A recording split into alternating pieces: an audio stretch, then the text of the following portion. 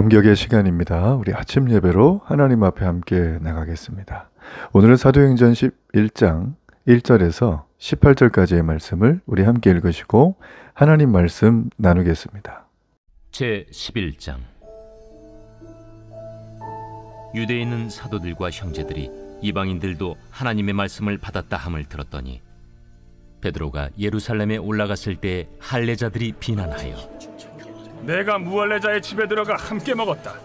베드로가 그들에게 이 일을 차례로 설명하여 내가 욥바시에서 기도할 때에 황홀한 중에 환상을 보니 큰 보자기 같은 그릇이 내 귀에 메어 하늘로부터 내려 내 앞에까지 드리워지거늘 이것을 주목하여 보니 땅에 네 발 가진 것과 들짐승과 기는 것과 공중에 나는 것들이 보이더라.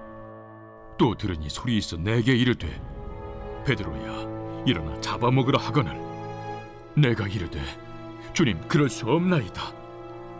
속되거나 깨끗하지 아니한 것은 결코 내 입에 들어간 일이 없나이다 하니 또 하늘로부터 두 번째 소리 있어 내게 이르되 하나님이 깨끗하게 하신 것을 내가 속되다고 하지 말라 하더라. 이런 일이 세 번 있은 후에 모든 것이 다시 하늘로 끌려 올라가더라. 마침 세 사람이 내가 유숙한 집 앞에 서 있으니 가이사랴에서 내게로 보낸 사람이라.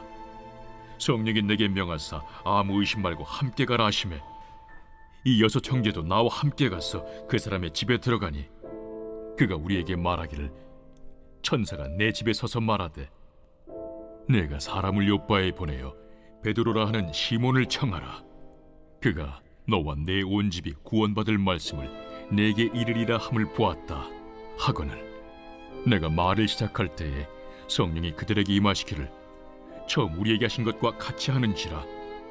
내가 주의 말씀에 요한은 물로 세례를 베풀었으나 너희는 성령으로 세례를 받으리라 하신 것이 생각났노라.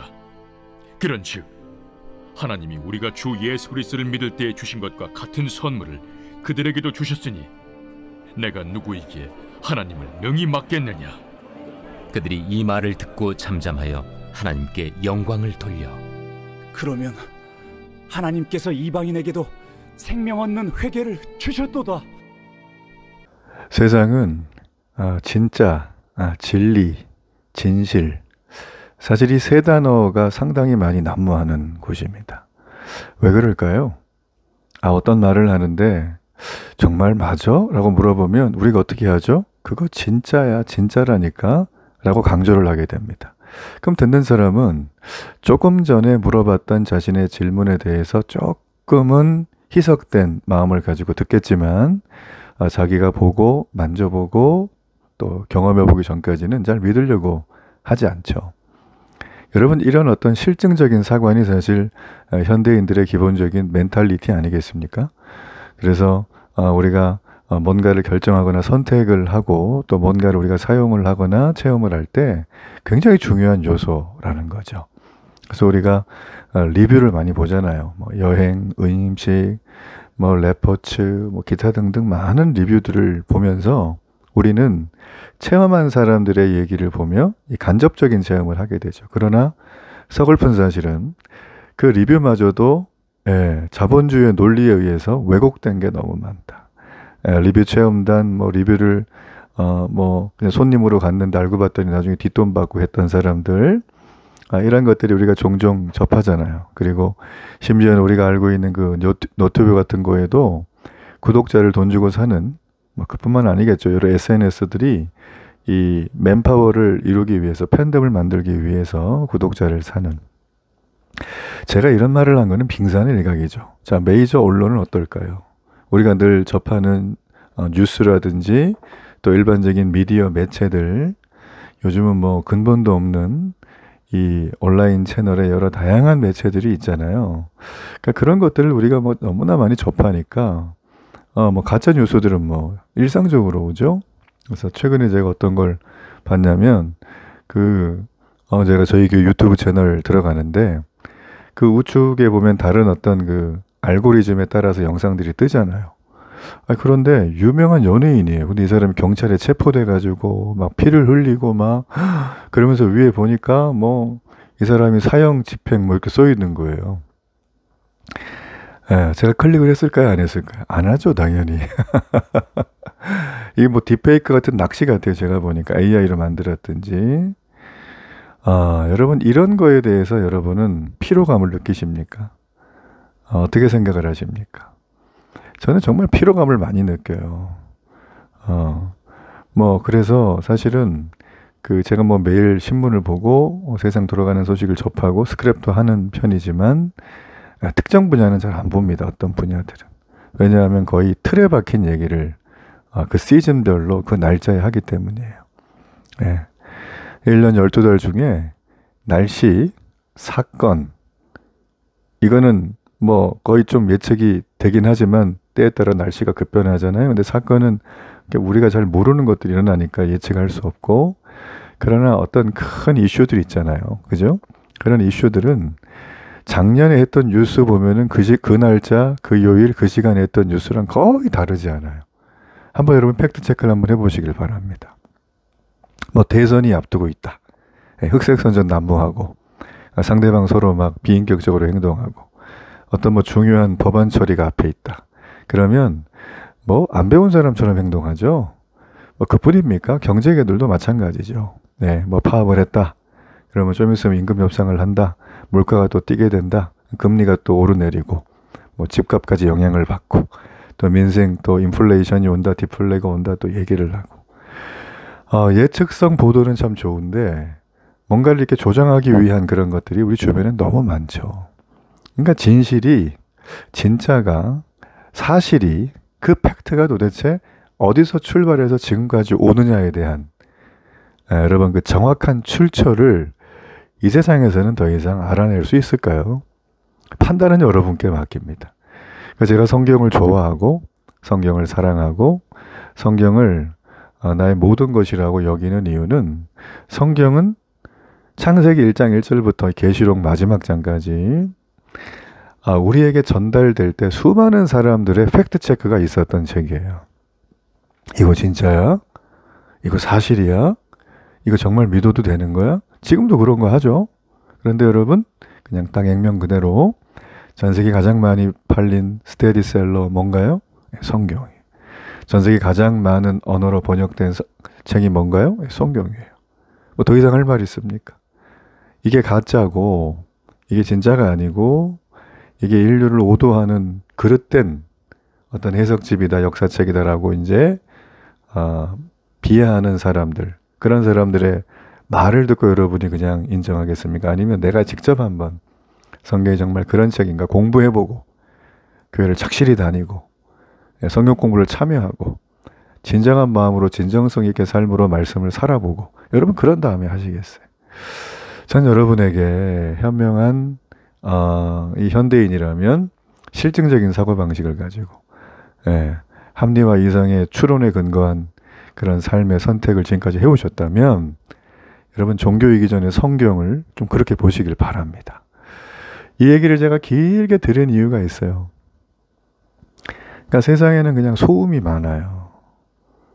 여기 가면 달대, 여기 가면 돈 벌어, 뭐 이거 하면 몸 좋아져요, 뭐 이거 하면 싸게 살 수 있어요, 이거 하면 친구가 많아져요, 이거 하면 혼자 있을 때 외롭지 않아요. 넘쳐나잖아요, 그런 어떤 공해 같은 소음들이. 그래서 그거 해보고 안 되면 또 좌절하고, 또 안 된다 그러니까 또 막 악의적인 댓글 달고 막 뭐 이런 게 사실은 우리 일상을 지배하지 않습니까?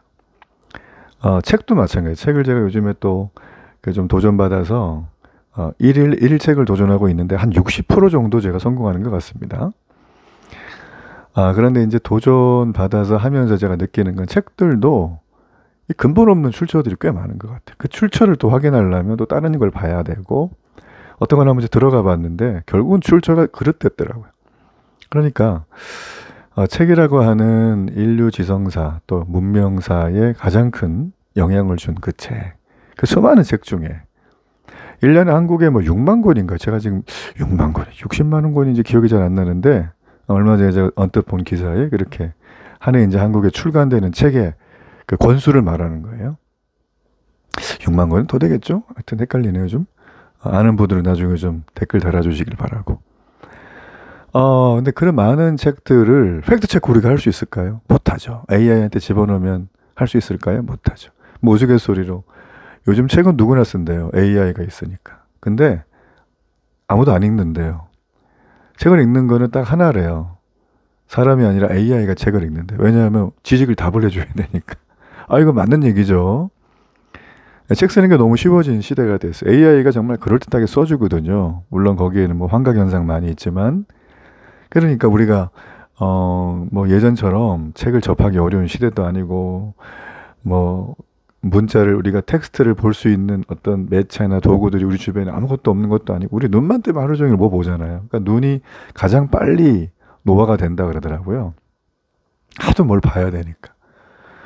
여러분, 그래서 이 얘기를 이렇게 제가 쭉 길게 해드리는 이유는 우리 그냥 한번 마음을 좀 편히 열고 생각해 보자는 거예요. 어떤 생각인가요? 과연 내가 듣고 보고 한 정보, 내가 지금 실생활에 유용하다라고 하는 삶의 경험과 어떤 원칙과 이 짬바이브에서 나오는 것들이 그 진짜냐는 거예요. 아, 죽으면 목사님 뭐 다 끝나는데 뭐 자꾸 그런 거 따져요. 목사님 그냥 내 입에 잘 좋은 거 먹고 눈으로 좋은 거 즐기고 몸이 좀 쾌락을 즐기면 뭐 그 정도면 되죠. 맞아요. 예, 여러분 그렇게 할 수 있는 인생관도 있죠. 여러분, 그러나 저는 그거는 사람뿐만 아니라 동물들, 식물도 다 한다고 봐요. 그 사람은 좀 다르잖아요. 예, 어떤 사람은 막 사람을 동물에 집어넣어서 분류를 해서 막 동물처럼 뭔가 이렇게 과학적으로 이렇게 분해를 해야 된다고 막 주장하는 그런 사람들도 있는데, 전 그건 별로 동의하지 않아요. 그 자연주의 세계관이거든요, 그게. 그게 쭉 나가면 하나님 부정하는 세계관이에요. 여러분, 이제 말씀으로 좀 돌아와 볼게요. 제가 쭉 얘기를 했는데, 핵심은 이거예요. 뭐가 진짜냐? 이게 정말이냐? 이게 정말 성경이 말하는 변하지 않는 진리냐? 자, 여러분, 그 부분을 여러분의 인생 속에서 성경책을 기준으로 반드시 경험하고 점검해보는 축복이 있으면 좋겠어요. 오늘 제가 이렇게 길게 말씀드린 이유가 있습니다. 오늘 이 나와 있는 본문의 내용이 바로 그거예요. 자, 이게 무슨 얘기인가? 자, 이제 오늘 등장한 우리 사랑하는 베드로가 잘 아는 것처럼 베드로와 요한이 사마리아 성부터, 이방 땅이죠. 사마리아 남쪽, 서쪽, 루다, 요빠, 가이사라, 고넬료 만났잖아요. 다 정리를 하고 왔어요, 예루살렘에. 자, 그런데 예루살렘에 왔더니 이제 소위 말하면 비난을 받고 있어요. 왜 비난을 받는가? 우리가 그 부분을 좀 살필 거라는 거예요. 그리고 그들은 왜 비난하는가 도대체? 참 보자는 겁니다. 자, 이제 베드로와 함께 요빠, 그리스도인 형제들이었죠. 요빠에서 형제들이 이방인 고넬료의 집에 방문해서 함께 머물렀어요. 며칠 머물러라고 그랬잖아요. 그럼 머물 동안 뭐 했겠습니까? 뭐 말씀 집회했겠죠. 예, 성경 말씀을 더 알려주고 복음을 더 상세하게 은혜 받았겠죠. 많은 사람하고 회심했을 거예요. 자, 그래서 이제 예루살렘에 왔어요. 근데 이제 1절에 보면 이방인들도 하나님 말씀을 받아들였다는 사실을 듣습니다. 이들이 이거 가지고 지금 상당히 놀래요. 왜 놀래는가? 그럼 놀란 사람 누굽니까? 네, 할례자들이죠. 유대교 출신의 할례자들. 그죠?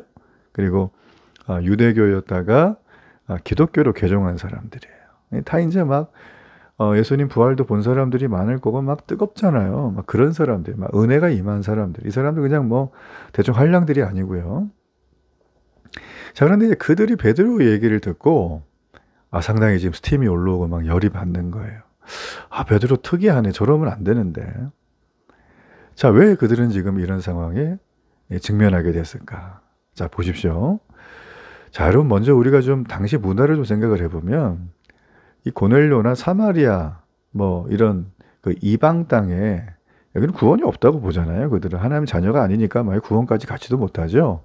그런데 이제 그 이방 땅에도 율법을 듣고, 율법은 토라를 말합니다. 이걸 듣고 할례를 받아서 유대교를 개종한 사람들이 아마 소수는 있었을 겁니다. 그래서 뭐 종종 들었겠죠. 자, 그렇다면 사도들과 유대에 있는 형제들이 이 고넬료 사건을 이전에 간헐적으로 일어났던 어떤 유대교의 개종 사건과 좀 다르게 인식하고 있다는 거예요, 지금 이게. 전에 뭐 그런 일 들으면 뭐 그럴 수도 있나 보다라고 지나갔는데 지금 좀 다르게 여겨요. 이게 사실은 이방인이 하나님 말씀을 받아들였다. 이거는 놀라운 일이거든요. 이 보통 일이 아니에요. 이 유대인들 중에서 기독교를 개종한 사람들은. 이게 왜 그런가면 하나는 하나님 말씀 또 그 말씀에 대한 반응하는 유대인을 포함한 모든 인류에 대한 인식이 첫째 걸리고요. 또 하나는 베드로를 비롯한 유대인들이 이방인과 함께한 식사에 대해서 유대인들의 개념 차이가 너무 큰 거예요. 자, 이게 여러분 굉장히 핵심적입니다. 이걸만 알면 오늘 뒤의 내용은 뭐 청산유수로 하죠. 자, 먼저 보세요. 이방인도 하나님 말씀을 받아들였다. 이게 무슨 말입니까? 예, 이게 무슨 말이에요? 여러분, 유대인은 진리에 이를 수 있는 모든 길이 하나의 형태로 주어졌다고 믿었어요. 이게 뭐냐면 토라예요. 모세오경이죠. 그러니까 유대인들에 따르면 하나님이 모든 민족에게 토라를 받겠느냐고 물었는데 다른 민족들은 그것을 거부하고 오직 유대인만이 토라를 받았다. 자, 이렇게 그들은 알고 있어요. 이 얘기는 인류 모든 인간들 중에 유대인만 특별한 지위를 받았다는 거죠. 그래서 자신들만 지혜의 접근이 가능하고 자신들만 하나님께 나갈 수 있다라고 생각을 했어요. 이 철저한 이게 선민의식이죠. 그러니까 유대인의 형제들은 그리스도를 믿고 구원 받았잖아요. 근데 이 인식을 바꿨어요? 안 바꿨어요? 안 바꾼 거예요, 지금. 바꾸는 중일 거예요, 어째 보면. 예. 자, 지금 이제 그런 어떤 상황이에요. 그러니까 그들은 자신에게 주어진 이 복음이 이전에 그들에게 주어진 유대인의 특별 지위의 연장이라고 생각을 했어요. 아, 토라, 복음, 유대인만 받는 거. 너무 감사해. 이건 하나님이 우리를 특별히 사랑하는 거. 요렇게 여긴 거예요. 요런 분들이 좀 계시죠, 간혹? 자, 여러분, 이게 왜 지금 현재 이 본문 시작에서 이렇게 중요한 주제인가? 지금 이 바울이, 베드로가 와가지고 한자잖아요. 이방인이 지금 하나님을 받아들였다는 거거든요. 그들이 참된 회개를 했다는 거예요. 근데 이방인은 특별한 자리에 앉아있는 유대인과 같아서는 안 되잖아요. 근데 하나님 백성이 되고 하나님 교회가 되고 심지어 이들이 막 복음을 받아들여가지고 나중에 하나님의 자녀, 그 구원받는 막 놀라운 막 천국까지 가는 막 이런 일이 막 지금 벌어진다고 하니까 지금 이들이 이게 싫은 거예요. 안 맞는 거예요. 자기의 선입관 편견. 아까 얘기했잖아요. 자기들이 믿고 있는 게 진짜라고 진리라고 여겼어요. 그죠? 제가 아까 얘기했잖아요. 우리가 믿고 있는 게 진리다. 진짜다 이거는. 근데 지금 이게 흔들리는 상황이라는 거죠. 제가 처음에 얘기했던 것처럼 지금 이제 그걸 검증을 해야 되는 상황이에요. 얼마나 싫겠어요, 그게. 그렇죠? 자, 이런 배경에서 이제 2절에 보면 이 할례자들, 이제 유대교에서 기독교를 개종한 사람들을 말합니다. 정통 히브리인들. 자, 이들이 베드로를 비난하는 건 이해가 되잖아요. 그러니까 할례자들이라고 하는 자신의 정체성, 존재의 근원, 이걸 어디다 두냐면 할례에 둡니다.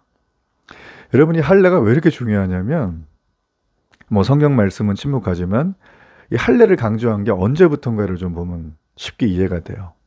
물론 할례는 모세오경에서 토라에서부터 내려왔지만 그들이 뭐 이 가나안 정복하고 또 통일왕국하고 분열왕국하고 하다가 나중에 망하잖아요. 아수르 바벨론한테 포로 이 시대가 있죠. 암흑에. 그러다가 이제 돌아왔는데 그 이웃 나라들 뭐 수리아 왕이 대표적인데 할례하면 사형한다고. 니네 그런 거 하지 말라고 막. 하여튼 여러 복합적인 이유가 있어요. 정치적이고 종교적인 이유. 권력을 잡으려고.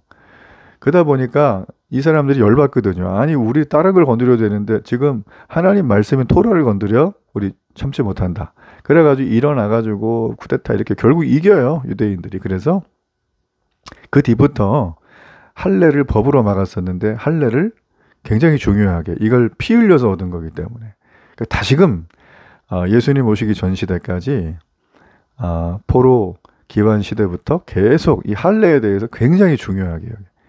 그러니까 토라와 할례는 하나야, 하나가. 할례 안 받으면 인간이 아니에요. 남자는. 유대교 남자들. 유대인, 히브리 남자들은. 아시겠죠? 자, 그런 정황 속에 예수님이 와가지고 지금 이런 상황이 됐고 베드로가 지금 할례에 대해서 이런 상황이 된 거예요. 그러니까 할례자들이 지금 비난을 하는 건 당연한 거예요. 좀 이해가 되시죠? 자, 그래서 지금 이 할례에 대해서 이들은 이게 자신의 정체성이자 존재의 근원인데, 베드로를 향해서 말하는 거예요. 당신이 3절에 보면 무할례자에게 들어가서 그들과 함께 식사를 했다는 거예요. 이건 또 뭔 얘기인가? 여러분, 식사라고 하는 개념은 유대 문화에서 히브리 문화에 굉장히 중요합니다. 그러니까 지금 베드로의 모든 잘못의 핵심이 뭐냐면 복음 전한 게 아니라, 고넬료지 간 게 아니라 왜 밥 먹었냐는 거예요, 같이. 아니, 우리 문화로는 밥 먹을 수도 있지. 뭐 좋은 사람하고도 먹는 게 기본적인 식사고, 내가 좋아하고 만나고 싶은 사람은 식사를 하잖아요. 밥 먹는 사람은 식구라 그러잖아요. 한국도 그런 게 있죠. 근데 뭐 우리가 뭐 일하다 보면 비즈니스상 뭐 싫은 사람하고도 먹을 때가 있죠. 뭐 그거 가지고 막 집에 왔는데 정죄당하고 비난당하고 그러진 않죠. 그죠? 근데 지금 이 베드로는 엄청 비난을 당하고 정죄를 당하는 거예요. 왜 그런가라는 거예요. 자, 이유는 간단해요. 유대인이 일상 식사나 만찬을 어떤 개념으로 이해를 했냐면 종말에 임하는 하나님 나라의 만찬과 연결을 했어요. 이게 누가복음 14장에 보면 나오는 내용이에요. 자, 그래서 그들의 입장에 볼 때는 베드로는 무할례자들에게로 나아가서 하나님 나라의 만찬을 그들을 참여시킨 꼴이 되는 거죠. 그러니까 비난을 지금 아주 욕을 제대로 먹고 있는 장면이 지금 이 장면이에요. 여러분 지금 이해가 되시죠? 그리고 이제 4절부터 17절까지는 베드로가 자, 이 얘기를 들었으니까 대답을 해야 되잖아요. 근데 베드로가 이제 설명을 조목조목 합니다. 예, 설명을. 근데 그 설명을 어떻게 하냐면 이 역사의 진술 방식으로 해요. 이거는 있었던 일을 아주 중요한 포인트를 잡아서 얘기하는 그런 거예요. 이건 뭐 우리가 바울도 그런 얘기를 한 적이 있었죠. 예. 그래서 베드로가 설명하는 게 이 변증에 대한 어떤 그런 기초가 좀 돼요. 그 내용들은 우리가 계속 한 이틀 넘게 살폈으니까 좀 지나갈게요. 지나가고 쭉 얘기를 다 해요. 그래서 14절에 보면 하나님의 뜻은 이방인이라도 믿음이 있는 자들을 구원하는 것이다. 자, 이렇게 이제 정리를 했어요. 예. 15절에 보면 자기가 막 복음을 전하니까 성령이 그들에게 임해가지고 아니 우리한테 성령이 오신 것과 똑같이 임하더라. 그래서 내가 아니 물세례 요한이 베풀었는데 너희는 성령으로 세례를 받으리라 이 말씀이 내 생각이 났다. 그래가지고 나는 우리가 주 예수 그리스도를 믿을 때 17절이죠. 주신 것과 같은 선물을 그들에게 주셨다.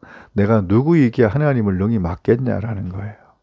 자, 이 대목까지 갔어요. 이게 뭔 얘기냐면 할례와 상관없다.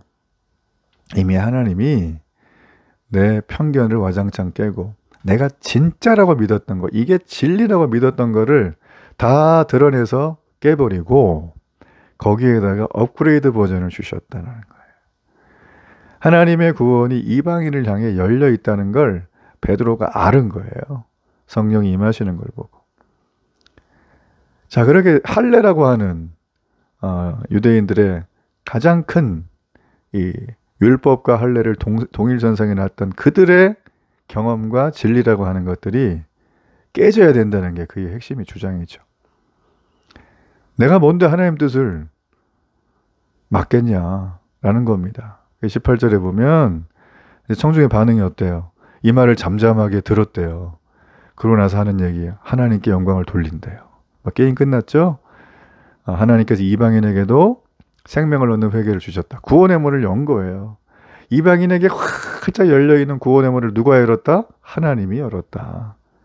여러분 이 대목이 너무 중요해요. 우리는 어떤 문제를 가지고 사람을 차별해서는 안 돼요. 심지어 범죄자라고 해도. 그러니까 우리가 하나님 뜻을 깨닫고 분별하는 걸 민첩하게 해야 되는데 이게 나의 유익만을 위해서 자꾸 신앙생활을 드리븐하는 분들이 계신데 그거 아니고요. 예, 그거 아닙니다. 다른 사람의 유익이에요. 내 유익은 다른 사람의 유익을 구하면 옵니다. 이게 하나님의 소위 말하면 이 땅에 기름진 땅의 축복의 원리예요. 원리. 그렇죠? 그래서 우리는 다른 사람의 유익을 구할 필요가 있어요. 그게 우리의 어떤 그냥 전부가 돼야 돼요. 어떻게 보면. 이렇게 그들은 지금까지 그들이 생각했던 것처럼 고넬료 가정의 구원 사건은 야, 이 베드로가 너무 선 넘었네. 근데 뭐 결과는 좋으니까 뭐 이렇게 받아들였던 걸 깨라는 거죠. 왜요? 이방인을 하나님이 구원하려고 작정하심을 이들이 이게 통해서 깨달은 거예요. 아, 토라 너무 좋은데, 할례 너무 좋은데, 그러나 이방인한테도 임했네. 아, 내가 졌습니다. 내 것을 깨끗이 내려놓겠습니다. 여러분, 하나님 뜻을 따라가는 게 최고입니다. 그 복잡하게 생각하지 말고요. 이게 하나님 뜻이 명확하면 그냥 따라가면 돼요. 그냥 하는 거예요. 여러분, 그러면 됩니다. 세상은 이거에서 모으라고 하지만 성경은 이거 가지고 남을 주라는 거예요. 그렇죠? 예. 남을 주면 그 남이 잘 되니까 나는 없네가 아니라 남이 잘 되면 내가 기뻐요. 그리고 부메랑으로 돌아옵니다. 이게 여러분 성경의 축복의 원리죠. 이방인을 향한 구원의 문 열으신 하나님 감사합니다. 그렇죠? 우리가 날마다 이걸 기억하고 우리가 할 일은 그 사람들을 믿게 하는 게 아니에요. 이 복음을 얘기하는 거예요. 예. 나도 이방인이었잖아요. 지금 우리 이방인이잖아요. 근데 우리가 갈라디아서 같은 말씀에 보면 우리가 복음을 받아들인 자는 아브라함의 자손이라는 거죠. 하나님의 택한 자녀라는 거죠. 혈통과 관계없는 거예요. 그래서 기억하고 오늘도 이 구원의 문을 활짝 여는 이 하루가 되기를 축복합니다. 결단의 기도를 드립니다. 하나님, 구원의 문을 가로막는 히브리 유대인이 아니라 구원의 문을 활짝 연 베드로의 순종을 담겠습니다. 예수님의 이름으로 기도합니다. 아멘.